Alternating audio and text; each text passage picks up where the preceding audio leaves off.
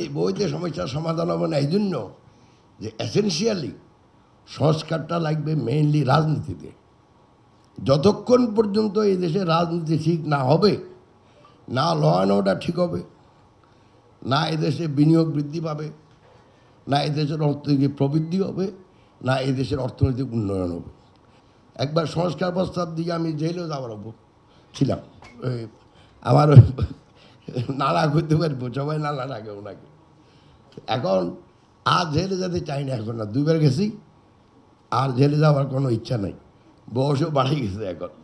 এখন আপনারা সংস্কার করেন, আর আমরা রাস্তাঘাটে দেখা বাঁকা বক্তৃতা করি ডেইলি।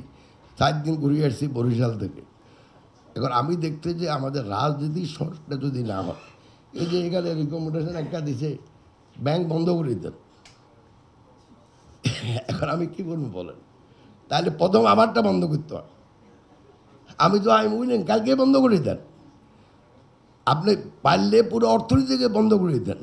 কিন্তু আমাদের মনে রাখতে হবে, এদেশে এখন 18 লক্ষ ছেলে এবং মেয়ে প্রতি বছর কর্মক্ষম হইয়া চাকরির বাজারে আসতেছে। প্লাস কৃষিতে যত উৎপাদনশীলতা বাড়তেছে, ততই কৃষিখাত থেকে লোক চাকরিচ্যুত হইয়া কর্মচ্যুত হইয়া চাকরির বাজারে আসতেছে। তাহলে এই যে আপনি 20 থেকে 25 লক্ষ লোক, ওদের চাকরিটা করতে আসবে যদি বিনিয়োগ না করেন।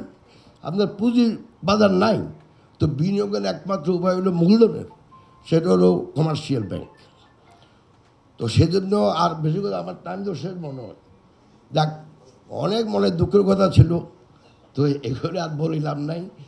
ব্যাংক বন্ধ করা ইজ নট দ্য সলিউশন এখন, বরং ব্যাংকগুলোকে বাঁচার গিয়ে সলিউশন।